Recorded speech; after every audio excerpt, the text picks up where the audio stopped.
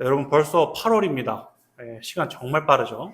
이 시즌 되면 많은 교회들이 여름 성경학교, 수련회, 단기 선교 이렇게 바쁘게 여름을 보내게 됩니다. 저도 작년까지 이 부서 사역할 때만 해도 참 정말 정신없이 보냈던 것 같아요. 그런데 이때 안 그래도 정신없는데 저를 더 정신없게 하는 일이 있었어요. 이 시즌만 되면 드러나고 등장하는 그런 패밀리들이 있었습니다. 저 수련회 안 갈래요. 잘 모르겠어요. 패밀리가 등장하기 시작했습니다. 그래서 이때 되면 항상 그 패밀리들을 위해서 엄청나게 이제 잘 이렇게 좀 다독이려고 노력을 많이 했던 것 같아요. 야, 수련회 갔다 오면 목사님 맛있는 거 사줄게. 수련회 가서 상 줄게. 막 이러면서 어떻게든 맛보시려고 했던 그런 기억이 있습니다. 얘네들은 이유는 다양하죠. 학원 때문에 가면 친구가 없어서 등등 이유는 다양한데 이들을 어떻게든 사정사정해서 데리고 가려고 했던 그런 기억이 있었습니다. 여러분 그런데 한번 봤으면 좋겠어요. 지금 이 아이들 딱 봐도 마음이 왔다 갔다 하고 안 가도 상관없다는 식으로 대하는데 지금 이 아이들이 객관적으로 봤을 때 수련회를 갈 준비가 된 아이들인가요? 그렇지 않다라는 것이죠. 마음도 준비가 안 됐고 참여에 대한 의지도 많이 없습니다. 여러분 그런데 왜 제가 이 준비도 안 된 애들을 그렇게 억지로라도 데리고 가려고 했을까요? 그 이유는요. 하나님이 우리를 사랑하시는 원리에서 발견할 수 있습니다. 여러분 하나님은요. 온전히 준비되지 않은 저조차도 구원하시고 당신의 일꾼으로 쓰고 계세요. 그러니까 저를 그냥 너가 준비가 됐으니까 내가 구원할게. 준비가 됐으니까 나의 일을 하게 해줄게가 아니라 준비가 안 됐어도 저를 불러주시고 어떤 것까지 함께 해주냐면 저를 준비시키는 것까지 함께 해주시는 거예요. 그러니까요. 사역할 때 정말 중요한 건 뭐냐면요. 누가 준비가 됐냐 준비가 안 됐냐가 아니라 사역의 대상이 준비되는 과정까지 함께 하는 게 사역이라는 거예요. 그냥 사역만 같이 한다고 그게 사역이 아니라 그 사역을 할 수 있도록 준비까지 함께 시켜주는 것이 바로 사역의 과정이다라는 것입니다. 여러분 하나님은요 성경에서 봐도요 마음적으로 준비가 안 된 모세도 자격적으로 준비가 안 된 바울도 그리고 오늘 본문의 내적으로 준비가 되지 않은 사울도 당신의 일꾼으로 부르셨습니다. 그렇게 수련회에서 베푸실 하나님의 은혜를 기억하면서 안 간다고 하는 아이들 마음부터 시작해 많은 것들이 준비가 되지 않은 아이들일지라도 그렇게 붙잡고 데리고 가려고 했던 것입니다. 사랑하는 여러분 혹시 신앙적으로 마음적으로 여러 가지 도전해야 될 때가 아마 여러분께 있을 수도 있습니다. 근데 그럴 때마다 이렇게 생각하는 분들이 있어요. 나는 아직 준비가 안 된 것 같아. 여러분 그렇게 말씀드리고 싶어요. 걱정하지 마십시오. 하나님이 준비까지 시켜주시고요. 하나님이 모든 과정을 인도하십니다. 오늘 이 말씀의 시간을 통해 당신의 열심으로 우리를 준비까지 시켜주시는 그 은혜에 감사하며 그분이 준비시키는 과정에 반응하며 적극적으로 참여하며 나아가는 저와 여러분 되길 소망합니다. 우리는 계속해서 이 사울의 스토리를 살펴보고 있습니다. 우리는 이 사울의 스토리를 보면서 두 가지를 생각해야 되는데요. 하나는 뭐냐면 왕으로서 준비되지 않은 모습을 보면서 반면교사를 삼아야 됩니다. 이게 한 가지고 또 하나의 측면은 뭐냐면요. 이 준비되지 않은 모습 가운데서도 여전히 이 사울을 이끌어 가시는 하나님의 열심을 봐야 한다는 것이죠. 오늘은 이 후자의 내용을 함께 살펴보려고 하는데요. 오늘 본문에 보니까 1절 말씀에 사무엘을 통해 아직 준비되지 않은 사울에게 하나님께서 기름을 부으시는 내용을 확인할 수 있습니다. 10장 1절 말씀인데 세 번역 말씀 한번 같이 읽어보도록 하겠습니다. 시작. 사무엘이 기름병을 가져다가 사울의 머리에 붓고 그에게 입을 맞춘 다음에 이렇게 말하였다. 주님께서 그대에게 기름을 부으시어 주님의 소유이신 이 백성을 다스릴 용도자로 세우셨습니다. 자, 여기서 우리가 볼 때 기름 부음의 행위가 나오죠. 이 기름 부음의 행위는 무슨 의미가 있냐면 구별과 구원을 의미합니다. 이 기름 부음을 받았다라는 것 자체가 구별과 구원을 의미하는데 그리고 그 구별과 구원을 통해서 이제는 새로운 신분을 얻게 된 거예요. 새 사람이 된다라는 뜻이 있습니다. 여러분 그런데 우리가 앞선 본문들에서 살펴봤듯이 사울은 이 구별과 구원을 받을 준비가 되지 않았었습니다. 이 장면을 통해서 준비되지 않은 자조차도 부르시는 하나님의 열심을 발견할 수 있는 것이죠. 그리고 또한 말씀 후반부에 보면 영도자라고 되어 있는데 이것은 지도자라는 뜻입니다. 그러니까 지금 뭘 얻게 된 거예요? 새 신분을 얻게 된 거예요. 지스의 자녀였던 사울이 이제는 왕으로서 새롭게 태어났다라고 하는 선언인 것입니다. 여러분 이 사울의 기름 부으심은 오늘날 우리에게 어떤 의미가 있냐면 하나님을 온전히 신뢰하지 못하고 순종하지 못하는 우리들에게도 기름을 부으셔서 하나님의 자녀라는 놀라운 신분, 그 새로운 신분을 우리에게도 허락하셨다는 것입니다. 준비되지 않은 자에게 새로운 신분을 주신 것이죠. 여러분, 저는 그렇게 축구를 좋아하진 않는데 요즘에 제 유튜브 알고리즘에 왜 자꾸 그렇게 축구 선수에 관한 알고리즘이 뜨는지 모르겠어요. 그래서 요즘 몇 개 이렇게 살펴봤는데, 여러분 거기 보면 이 프로축구 리그의 진짜 냉엄한 현실에 대해서 많이 보게 됐거든요. 이 프로축구 리그에서 선수를 이렇게 막 뽑는데, 그 이적 시장 있을 때, 열렸을 때 딱 뽑는데 이렇게 하진 않죠. 선수분들 일단 들어오십시오. 그러면 저희가 골 결정력과 패스와 뭐 공간 침투력과 이런 것들을 다 훈련시켜 드리겠습니다 하면서 뽑나요? 그렇지 않죠. 선수들이 준비한 그 오디션 영상들이 다 있더라고요. 그 오디션 영상들을 자기가 편집한 거를 프로축구 팀에 보내면 그걸 보고 얘는 돌파력이 좋네? 우리 팀에 맞겠다 하고 뽑는, 이런 형식으로 가죠. 직장도 마찬가지 아닙니까? 직장도 뭐 학력이 됐건 뭐 경력이 됐건 뭐 능력이 됐건 뭐가 준비가 돼야 그 사람을 뽑는 거 아니겠습니까? 여러분, 그런데 하나님은요, 이런 준비된 사람을 뽑는 세상의 논리에 역행하시는 분이에요. 준비되지 않은 사람들을 본인이 직접 준비시키면서까지 하나님 나라의 일을 하게 하시는 분이 바로 하나님이라는 것입니다. 여기 있는 저와 여러분 모두 이 준비시키는 은혜가 필요한 사람들이라는 것입니다. 여러분, 하나님은 이렇듯요, 하나님을 온전히 신뢰하지 못하는 우리일지라도 그 신뢰를 키워갈 수 있도록 그것까지 도우신다라는 것이죠. 여러분, 이 이후의 내용을 보면 하나님께서 사울을 준비시켜가는 천천히 그런 과정들이 있는데, 천천히 하는 그런 과정들이 있는데, 그 과정도 함께 보시면서요, 준비되지 않은 자까지도 이끌어 가시는 그 은혜의 과정에 우리가 한번 같이 뛰어드는 저와 여러분 됐으면 좋겠습니다. 하나님이 신자를 준비시키는 과정, 그래서 세 가지로 볼 수 있는데, 첫 번째는 뭐였냐면요, 정체성을 알게 하세요. 정체성. 너무 중요한 부분이죠. 여러분, 정체성이 무엇입니까? 내가 누군지를 알게 하시는 거죠. 그리고 그 누군지를 알게 해서 앞으로 어떤 목적을 갖고 살아가야 되는가를 알게 하시는 거죠. 그래서 지금 하나님께서는 사울에게 너는 누구고 어떤 존재인지를 알게 하시려고 정체성을 먼저 깨닫게 하십니다. 그 말씀이 2절 말씀에 있는데 세번역 말씀입니다. 조금 긴데 한번 좀 이렇게 또박또박 읽어봤으면 좋겠습니다. 한번 읽어보겠습니다. 시작. 오늘 나를 떠나서 가시다가 베냐민 지역 셀사에 이르시면 라헬의 무덤 근처에서 두 사람을 만나실 터인데 그들은 그대의 부친이 찾으러 다니던 암나기들을 벌써 찾았고 부친께서는 암나기들 걱정을 놓으셨지만 이제 오히려 아들과 종의 일이 걱정이 되어 찾고 계신다고 말할 것입니다. 자, 지금 사무엘은 사울에게 어디 지역으로 가게 하죠? 베냐민 지역으로 가게 합니다. 그리고 라헬의 무덤이라는 곳으로 그를 안내하거든요. 여러분, 이 장소는요, 사울에게 꽤나 의미가 있는 장소입니다. 여러분, 라헬이 누구냐면 여러분 야곱 아시죠? 야곱의 두 번째 아내예요. 이 두 번째 아내로부터 태어난 아들들이 있는데 그 중에 한 명이 누구였냐면 바로 베냐민이었어요. 여러분, 지금 사울이 어디 지파였죠? 베냐민 지파였죠. 그러니까 라헬의 무덤으로 가라고 하는 것은 어떤 행동의 상징이 있냐면 너의 뿌리를 확인하라는 거예요. 여러분, 야곱은 어떤 사람입니까? 야곱 누굽니까? 하나님의 축복을 받은 사람이죠. 그리고 야곱을 통해서 유다 지파가 나오고 그것을 통해서 다윗과 예수 그리스도로 이어지는 계보를 갖고 있는데 그 야곱 가문의 아들이라는 것은 뭐냐면 너는 하나님께서 선택하신 사람이라는 거예요. 너의 뿌리는 너가 그냥 기스의 아들 뭐 이게 아니라 하나님의 자녀다. 너는 하나님이 책임지는 사람이다 라는 것을 알게 하기 위해서 지금 이 라헬의 무덤으로 그를 안내하신 것입니다. 이전에 사울은 어떻게 했습니까? 우리 지파 작은데 뭐 어떡합니까? 이런 식으로 대했던 사람이죠.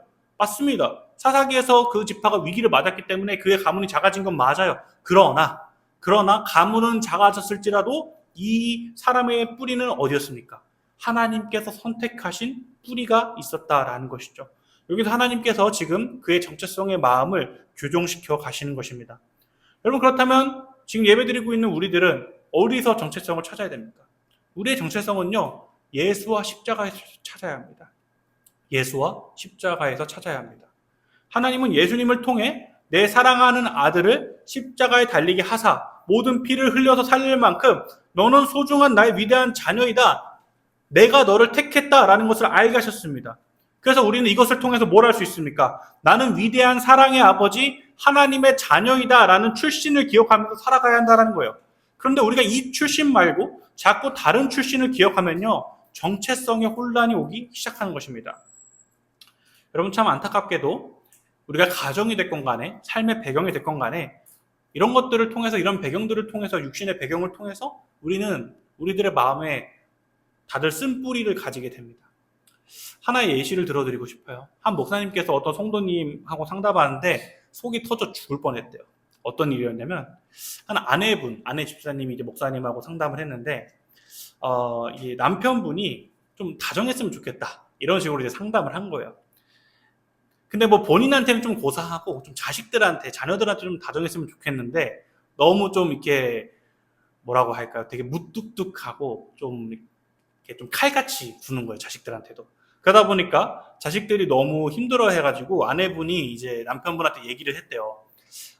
좀 이렇게 좀 다정하게 해주면 안 되겠냐, 자녀들한테. 자녀들이 지금 한참 잘하고 사랑 많이 받을 시기인데, 좀 그런 부분 해주면 안 되겠냐라고 이렇게 얘기했는데, 돌아온 답이 이거였대요. 나는 경상도 출신이어서 어쩔 수가 없어. 나도 그런 배경에서 자랐어. 이 얘기를 듣고, 목사님이 듣고 마음속에 이런 생각이 들었대요. 자랑이다. 라는 생각이 들었대요. 참 자랑이다. 이라는 생각이 들었대요. 그 남편분은 근데요, 실제로 교회에서 꽤나 열심히 사역도 하시고 교회 다니도 오래되신 분이에요. 그런데 여전히 그분의 정체성이 어디 있는 거예요? 경상도와 그의 가정 배경에 머물러 있는 거예요. 경상도 분들이 다 그런 것도 아닌데 지금 경상도 이름에 먹칠도 하고 계시는 거죠. 여러분, 바울은 우리에게 선언합니다. 이전 것은 지나갔으니 보라, 새 것이 되었도다 라고 선언하죠. 그런데 우리는 우리의 본성에 따라서 새 것이 아니라 옛 것만을 쫓습니다. 내가 편하기 위해 내 배경만을 내세우고 내 배경에서 정체성을 찾습니다. 물론 우리의 배경을 아예 무시할 수는 없지만 가정을 세워가고 신앙생활을 하는데 자꾸 내 출신을 거기에 두면 안 된다라는 것입니다. 우리 출신이 어디입니까? 우리의 정체성은 무엇입니까? 이 세상을 만드시고 지으신 하나님의 사랑받는 자녀라는 정체성을 우리는 기억해야 됩니다. 그리고 그 정체성을 기억할 때 우리가 하는 말, 행동, 삶의 방식이 어디서 나오게 됩니까? 말씀에서 나오는 것이죠. 예배에서 나오는 것이죠. 여러분, 이 시간 전해지는 말씀은요, 단순한 기독교적 도덕적 가르침이 아닙니다. 삶을 변화시키고 여러분의 정체성을 확인하는 거룩한 말씀의 시간입니다. 그래서 우리는 이 시간을 통해서 우리가 우리의 육신의 배경을 뛰어넘어 영적인 배경을 통해서 다시 태어나는 시간이 바로 이 예배의 시간이고 여러분의 말씀 묵상의 시간이고 기도의 시간이라는 것이죠. 여러분, 앞으로 결혼 생활을 하시고 가정을 세우시고 모든 것을 할 때 이 정체성을 꼭 기억하십시오. 나는 위대한 하나님의 자녀다. 그리고 그 정체성을 통해서 내가 어떻게 살아갈지를 결정하십시오. 여러분, 저도요, 다혈질인 아버지 밑에서, 무뚝뚝한 아버지 밑에서 자랐습니다. 그리고 기독교적 배경이 없다 보니 제사를 드리는 가정에서 자랐어요. 그러나 그 배경은 저에게 이제 그렇게 중요하지 않습니다. 그런 의미에서 하나님을 만난 것이 저에게 얼마나 다행인지 모르겠습니다. 여러분, 제가 제 배경대로 했으면 아마 저희 가정은 벌써 엄청난 어려움이 닥쳤을 것입니다. 하나님께서 당신의 자녀라는 정체성을 준비시켜주는 그 과정에 적극적으로 참여하십시오. 그리고 우리들의 삶에서 우리의 정체성을 끊임없이 확인하셔야 돼요. 예배를 통해서, 말씀을 통해서, 기도를 통해서 끊임없이 확인하셔야 됩니다. 그리고 그것을 통해서 뭘 하는 겁니까? 내 삶의 행동 양식을 정하는 거예요. 그렇게 정해서 그것을 통해서 무엇을 보여줄 수 있습니까? 예수 그리스도의 사랑을 전할 수 있는 것입니다. 다른 게 전도가 아니고 다른 게 선교가 아닙니다. 그것부터 시작하는 게 전도고 그것부터 선교가 되는 것입니다. 우리 모두 육신의 배경의 정체성이 아니라 하나님의 자녀라는 새로운 신분의 정체성을 가지고 삶을 살아가시는 저와 여러분들에게 축복합니다. 그리고 두 번째로 하나님께서 준비시키는 것은 뭐냐면요, 하나님께 맡기게 하세요. 하나님께 맡기게 한다. 그 다음 본문에 보니까요, 사무엘은 사울에게 라헬의 무덤에서 조금 더 가서 어디로 이용시키냐면 상수리 나무까지 가라고 말합니다. 그리고 그곳에서 하나님을 뵈려고 올라가는 세 사람을 만나게 될 것이다 라고 이렇게 얘기를 해주는데요, 10장 3절 말씀인데 한번 같이 읽어보도록 하겠습니다. 시작. 또 거기에서 더 가다가 다볼의 상수리 나무에 이르며 거기에서 하나님을 뵈려고 올라가는 세 사람을 만날 것입니다. 한 사람은 염소 새끼 3마리를 데리고 가고 한 사람은 빵 3덩이를 가지고 가고 또 한 사람은 포도주 가죽 부대를 하나 메고 갈 것입니다. 자, 여기서 하나님을 뵈려고 가는 그 사람들은 누구냐면 하나님께 제사를 드리러 가던 사람들이었습니다. 그렇게 그들이 갖고 가는 건 뭐였을까요? 제사를 드릴 때 필요한 제물들이었습니다. 염소, 빵, 포도주 그런 것들이었죠. 그리고 사무엘은 이 제사를 드리려고 가는 사람들한테 무엇을 받게 될 거라고 하죠? 빵 2덩이를 받게 될 것이라고 4절 말씀에 얘기합니다. 4절 말씀 한번 제가 읽어드릴게요. 그들이 그대에게 안부를 묻고 빵 2덩이를 줄 것이니 그것을 받으십시오 라고 얘기하는데, 여러분, 이것은 무엇을 의미하냐면 이제 너의 인생과 너의 삶을 하나님이 책임지신다라는 의미가 담긴 행동입니다. 여러분, 하나님께 드릴 예물이 사울의 손에 들어갔다는 것은 바로 그런 의미인 거예요. 사울의 인생에 있어서 모든 필요와 공급이 다 주님께 있음을 이야기하는 것입니다. 여러분, 이전에 사울은 어떻게 했습니까? 암나기 구하는 것조차 어떻게 했어요? 주님께 도움을 구하지 않았습니다. 왜 그랬을까요? 자기 생각이 앞섰기 때문입니다. 다 모르겠고 아빠가 걱정할 것 같으니까 돌아가자 라고 얘기했던 게 바로 사울이었어요. 그러나 이제 하나님이 얘기해 주시는 거예요. 너의 공급은 나에게 있다. 나에게 맡겨라 라고 우리 주님께서 말씀해 주고 계신 것입니다. 여러분, 우리도 이 부분을 아주 인상 깊게 봐야 합니다. 여러분은 정말 여러분의 인생을 주님께 맡기고 있습니까? 아니면 여전히 내 인생은 내 손바닥 안에서 내가 생각한 대로만 흘러가야 합니까? 여러분, 주님께 맡긴다는 것은 주님이 다 알아서 하실 거니까 난 가만히 있으면 되겠네 하는 게 주님께 맡기는 게 아닙니다. 주님께 맡긴다는 것은 이런 것입니다. 내가 하고 있는 모든 일에 결과와 열매가 주님께 있다고 생각을 하고 나의 삶에 최선을 다할 때, 여기 이게 중요해요. 나도 모르는 방식으로 하나님께서 내 삶을 채우신다는 걸 믿는 거예요. 한 번 더 강조할게요. 나도 모르는 방식으로 하나님께서 내 삶을 채우신다는 것을 믿는 것입니다. 우리는 어떻습니까? 내가 원하는 타이밍과 내가 원하는 시기와 내가 원하는 상황이 이루어져서 그 기도 제목이 이루어져야 된다고 생각을 하죠. 근데 하나님은 어떤 분입니까? 나도 모르는 사이에 당신의 뜻을 이루어가고 계신다는 것입니다. 그래서요, 당장의 현실에 시선을 두는 것이 아니라 앞으로 하나님의 방법으로 채워가실 하나님을 신뢰하게 된다는 게 뭡니까? 주님께 맡긴다라는 거예요. 여러분, 제가 예전에 사역할 때 청년부를 잠깐 맡게 됐는데 이 청년부가 상황이 많이 좋지가 않았습니다. 임원단도 되게 형식적으로 있었고 청년부 예배는 고사하고 모임조차도 제대로 이루어지고 있지 않았어요. 그 상황에서 처음 청년부를 맡게 됐는데 하나님 앞에 정말 열심히 기도했어요. 그때가 이제 코로나 때였거든요. 그래서 이렇게 기도했습니다. 하나님, 단톡방 보니까 한 25명 정도 이렇게 청년부가 있는데 온라인 모임을 시작하려고 합니다. 제가 욕심 안 부리겠습니다. 이 중에서 10명만 보내주시면 이 10명 데리고 하나님께서 부흥을 일으켜 주셨으면 좋겠습니다 라는 식으로 제가 기도를 했습니다. 그리고 정말 열심히 준비해서 모임을 열었는데 막 PPT 열심히 만들고 막 그때 줌이었으니까 PPT 열심히 만들고 막 청년들이 질문 어떤 예상 질문 뭘까 막 혼자 막 상상하면서 막 만들고 막 그랬어요. 딱 주일 3시에 이제 온라인 줌 링크를 보내드릴 테니 들어오십시오 했는데 여러분, 몇 명 들어왔을까요? 한 명도 안 들어왔어요. 단 한 명도 들어오지 않았습니다. 제가 10분 동안 기다렸는데 단 한 명도 들어오지 않은 거예요. 그래서 어떻게 했냐면 10분 정도 이제 기다리다가 아무도 안 들어올 것 같아서 혼자 그 줌 녹화 기능 있죠. 그거 켜가지고 혼자 녹화해서 그 녹화 영상을 단톡방에 올렸던 그런 기억이 있습니다. 임원단도 한 명도 안 들어왔고요. 이렇게 목사님 저 못 들어갑니다. 뭐 때문에 못 들어갑니다. 이런 연락 있는 사람 한 명도 없었습니다. 그러고 나니까 요즘 말로 현타가 오더라고요. 야, 이거 맞나 싶었습니다. 괜찮나 싶었어요. 그리고 기도를 하나님께서 안 들어주신 것 같아서 하나님한테 막 항변도 했습니다. 하나님, 제가 욕심 부린 것도 아닌데 어떻게 이렇게 제 마음을 모르시냐고 하면서 막 그렇게 기도를 했었습니다. 그러고 나서 그런 일들을 몇 번 더 겪고 이제 시간이 좀 지나고 나서 코로나가 약해졌습니다. 그래서 그때 이제 담임 목사님이 청년부도 예배를 열었으면 좋겠다라고 말씀을 해주셔가지고 이제 예배를 격주로 하기로 했습니다. 청년부 예배를. 청년부 예배를 처음 열었는데 3명이 온 거예요. 근데 그 3명 중에 2명은 담임 목사님 아들들이었고 그 교회에서 살았거든요. 교회 4층이 사택이어가지고 제가 봤을 때 아빠한테 그냥 억지로 그냥 보내신 것 같아요. 그래서 2명이 왔고, 그리고 한 명은 누구였냐면 그 집사님이신데 아직 결혼 안 하셔서 약간 청년 집사님 같은 그런 교회 열심히 다니시는 분이었어요. 그렇게 와가지고 3명 와가지고 저랑 이렇게 둘러 앉아가지고 같이 예배를 드렸던 기억이 있습니다. 여러분, 그런데 정말 신기한 게도요, 시간이 지나면서 갑자기 어느새 청년부 예배 인원이 조금씩 늘어나기 시작했어요. 그리고 시간이 지나면서 1박 2일로 MT도 하게 되고 조금씩 성장하는 모습을 보게 됐습니다. 그러면서 나중에 제가 사임할 때 보니까 청년부 예배에 나오는 인원이 평균적으로 한 10명 정도가 되더라고요. 정말 신기했어요. 여러분, 그 중에 2명은 또 어떤 청년들이었냐면 그냥 길 가다가 그 교회 건물 보니까 빨간 벽돌이어서 이뻐서 들어왔대요. 그렇게 전혀 상상치도 못한 방법으로 온 청년들이었어요. 여러분, 제가 아까 하나님께 어떻게 기도했다고 했죠?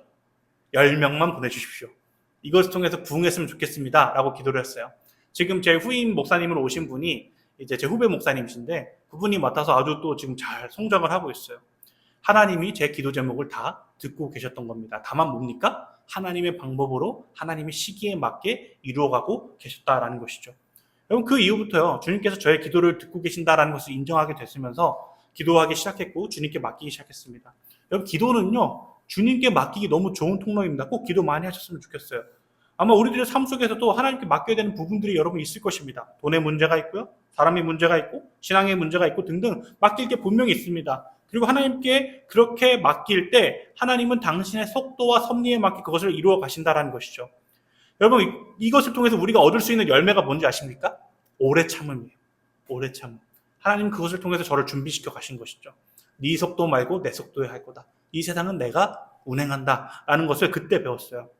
여러분 그래서요 우리가 이런 삶을 살다 보면요 당장의 결과에 연연하지 않게 되고 그저 주어진 삶에 최선을 다하게 됩니다. 우리 모두 당장에 내 눈앞에 원하는 결과가 나오지 않는다고 해서 조급해하지 않고 하나님께서 이루어 가실 것을 기대하며 맡겨드리는 저와 여러분 되길 축복하고 소망합니다. 그리고 마지막으로 하나님께서 준비시키는 과정은 뭐냐면요 하나님의 말을 하게 하신다라는 것입니다. 우리의 말이 아니라 하나님의 말을 하게 하세요. 자, 사무엘이 이제 마지막으로 사울에게 어디로 가라고 하냐면 하나님의 산으로 가라고 하고 그곳을 지날 때 어떤 무리를 만날 것이냐면 예언자의 무리를 만나게 될 것이다 라고 이야기를 합니다. 10장 5절 세 번역 말씀인데요. 우리 한번 같이 읽어보도록 하겠습니다. 시작. 그런 다음에 그대는 하나님의 산으로 가십시오. 그곳에는 블레셋 수비대가 있습니다. 그곳을 지나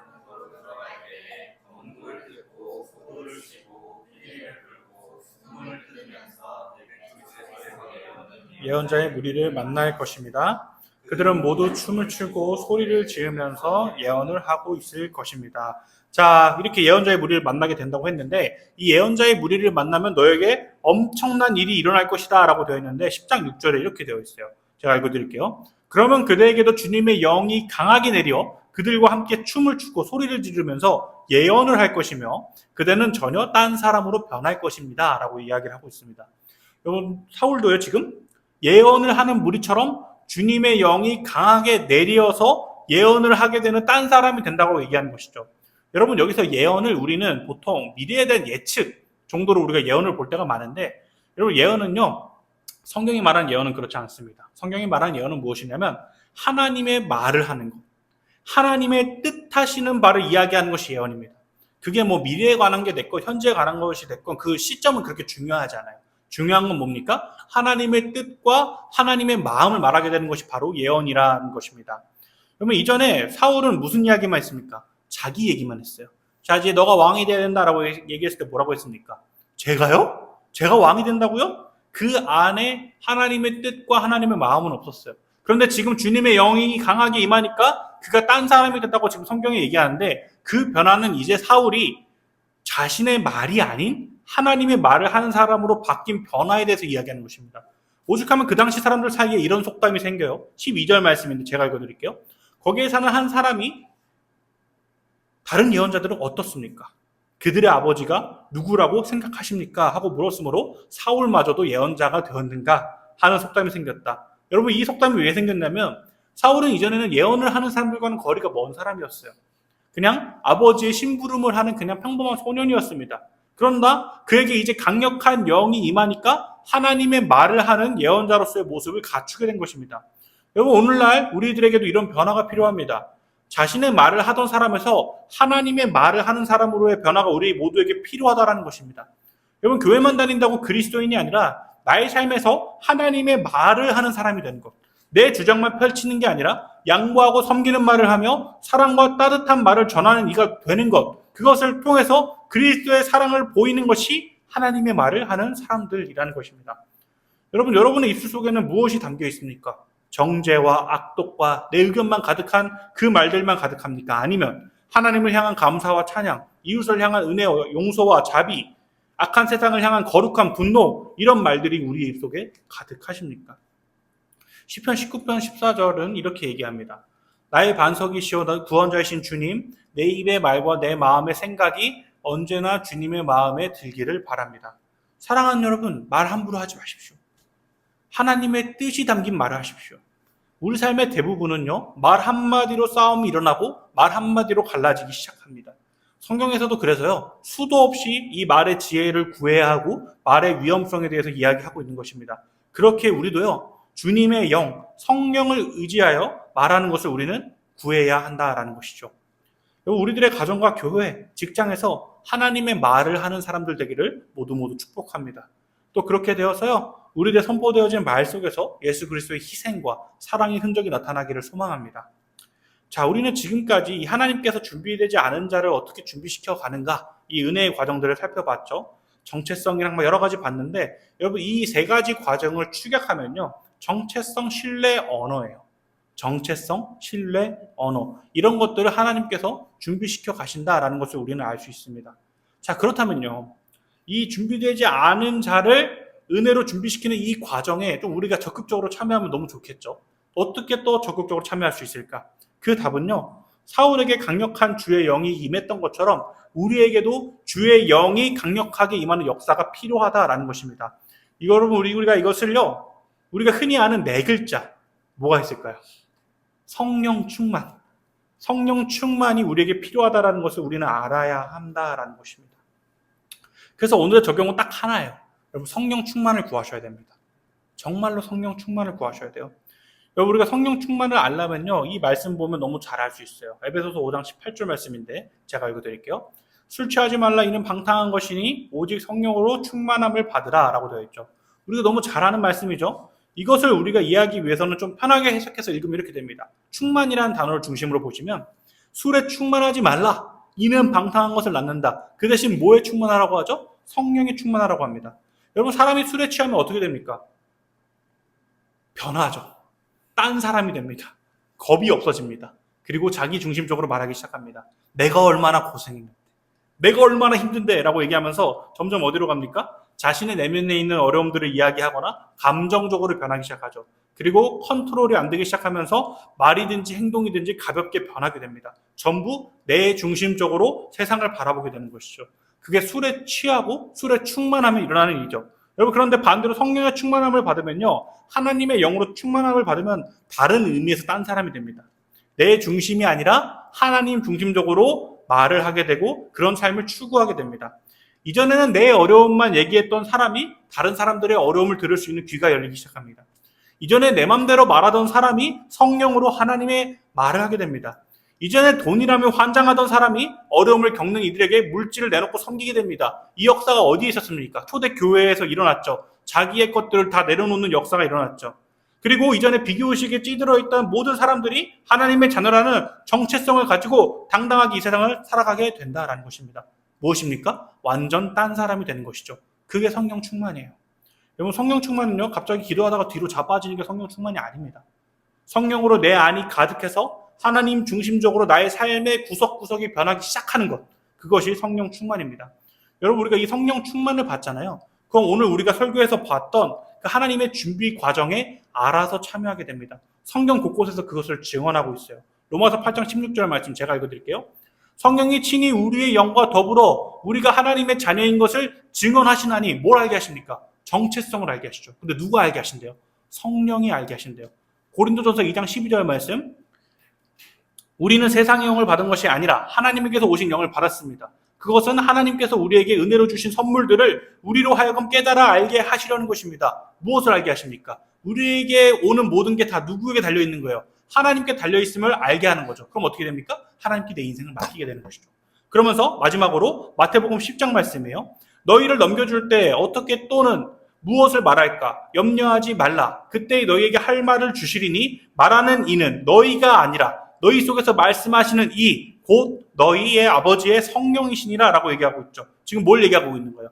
하나님의 말을 할 수 있도록 누가 도우시는 거예요? 성령께서 도우시는 거예요. 우리는 이 사실을 보면서요, 이 모든 부분이 성령의 도우심이 없다면 할 수 없다는 것을 인정하며 나아가야 됩니다.